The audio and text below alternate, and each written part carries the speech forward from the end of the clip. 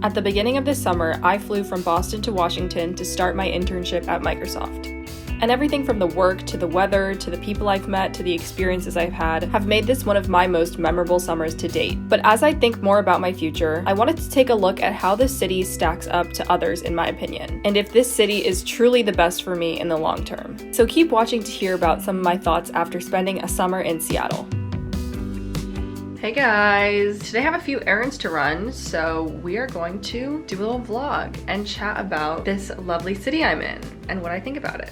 This video is sponsored by SmileDirectClub. Thank you to them for sponsoring this video. So this summer I've been in Seattle, obviously, and I've had the chance to do so many amazing things here. Something about the fact that we're here during the summer when the weather's really nice, and also the fact that we all know we have a finite amount of time, 12 weeks, where we can enjoy our time and explore. It forces you to go out and do things pretty much every time you get the chance. And that has been a big factor in why my experience has been so good, because everyone is so down to do so many activities because we all know that we're gonna leave pretty soon. I've had the chance to explore the city, to explore nature, enjoy the good weather, and really the city does have a lot to offer. At least it seems like that to me. However, I've only been here for 10 weeks, so that could also explain it. But with the nature of internships and return offers season and whatnot, you have to kind of start thinking about how you would envision your life here. I feel like for starters, you can't talk about living in Seattle without like a million people just being like, oh, but the weather. It's like, okay, I get it. It is supposedly like very rainy, very cloudy, very overcast for long periods of time during the year. My experience luckily hasn't been like that because again, I'm here for the summer. But what I will say is my first 3 to 4 weeks that I was here, it was overcast practically every day. It was pretty cold. I was like, had not packed enough cold weather fits for what I was dealing with. Even then I was like, I don't know, it's not bad. It's not terrible. Like, yes, if you compare Seattle to Los Angeles, the weather is worse, okay? But I'm not from LA or, you know, San Francisco or whatever. Like, I'm not used to that in general. I'm from Boston. I've lived in Boston my whole life. And let's be real, the weather in Boston is not much better. While it might not be overcast all the time in the winter, it's just dreadful, miserable. No green to be seen for miles away. There are a lot of trees here that are not like deciduous, meaning they don't lose their leaves during the winter, but also it doesn't get as cold as the Northeast gets. We've arrived at our first destination, which is SmileDirectClub. I'm getting aligners, which means I need to have like my teeth scanned so they can make the mold for the aligners, yes. Fun fact, this is what my smile looks like. I think it looks pretty good. However, I did have braces for 3 years in high school, and then I neglected to wear my retainer ever since. So the top, I think the top looks great. The bottom's a bit jank now, and that's my fault. But I think like investing in your teeth is such a good idea. I do thank my mother for making me get braces. I do not thank her for not making me wear my retainer. When I was a teenager, I was quite stupid. Anyway, that is why I am here at our first stop. I have to go to my appointment now to get my teeth scanned, so let's go.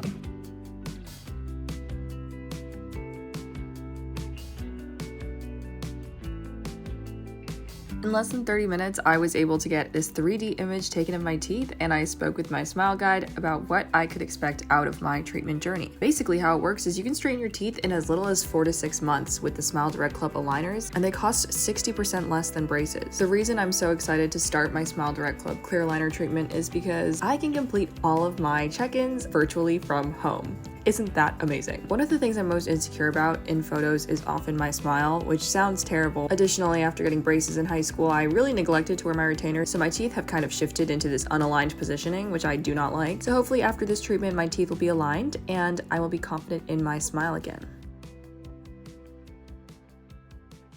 Okay, but since we're talking about weather, today is beautiful. What a beautiful day. Can I get a 12-ounce iced Americano with oat milk?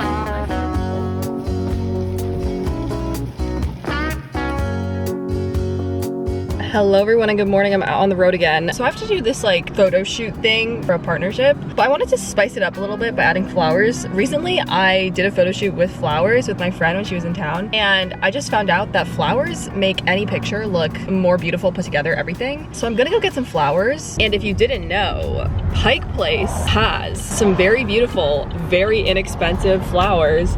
So I'm literally gonna drive there, and you know, it's a good excuse to go to Pike Place one more time.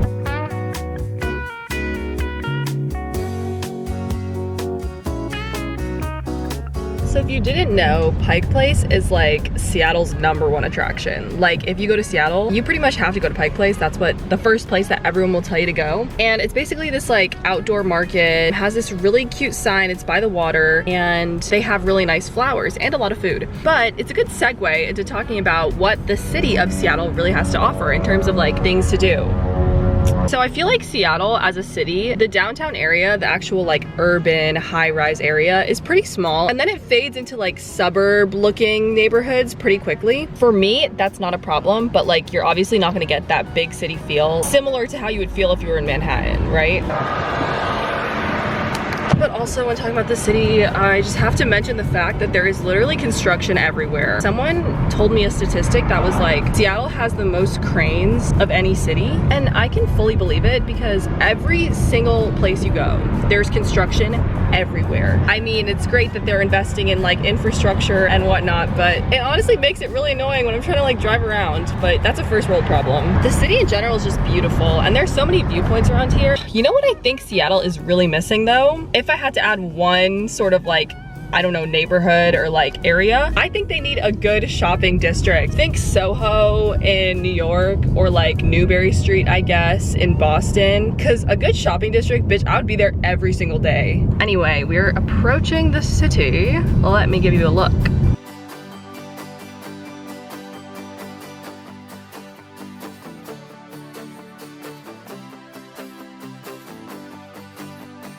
And I'm here. I parked at Target because their validation machines are broken, so it is free. And yeah, let's go grab some flowers. Can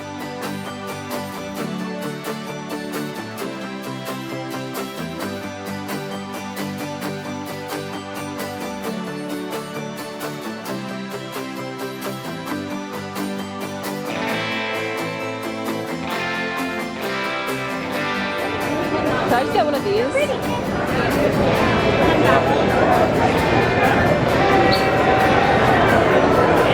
Thank you.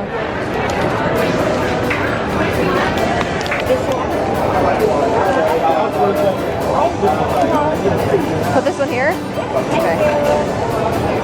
Thank you. I don't know. Mission accomplished. Guys, I got this bouquet for $10. The Pike Place was obviously packed today, but very good vibes overall.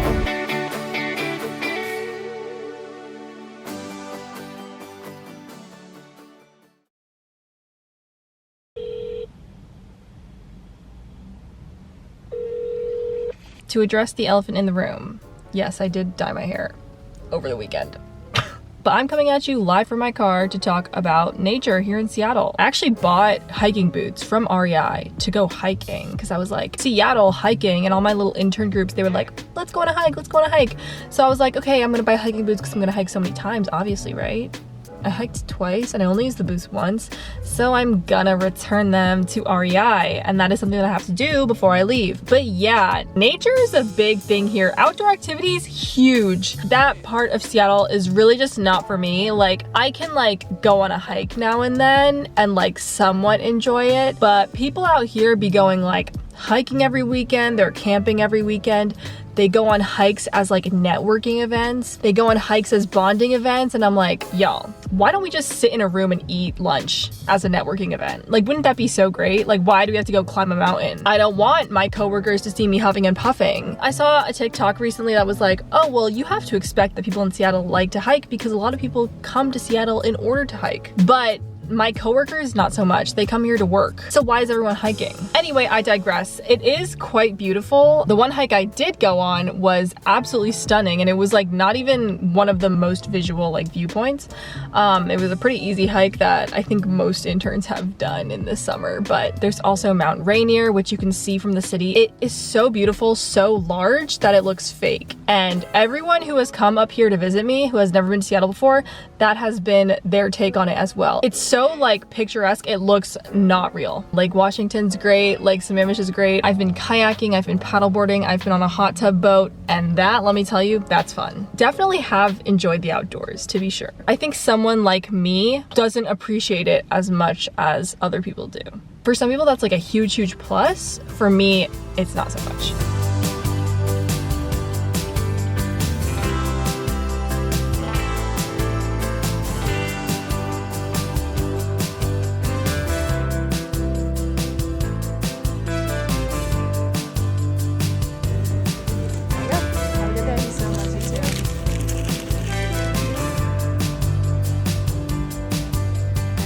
So I was able to return the shoes without the original receipt, which is so good because they were $200. And guys, before you yell at me for using shoes and then returning them, first of all, the only reason I bought the shoes was because I knew I was gonna return them, because obviously I'm leaving in 3 months. There's no way I'd just buy a new pair of shoes without being able to return them. Anyway, this sales guy, he did such a good job because he was like, he kept pulling out shoes and not telling me how much they were. Anyway, he was getting so into it, and I low-key wanted ones that were kind of cute and pretty cheap. And he didn't tell me how much they were, because every time I would say something like, no, but the price, he'd be like, but you really want good quality, right? And I'd be like, I guess. Anyway, that's my story with the shoes. My point is, and that REI is so cool, but people here love their nature, and more power to them, but it's not for me.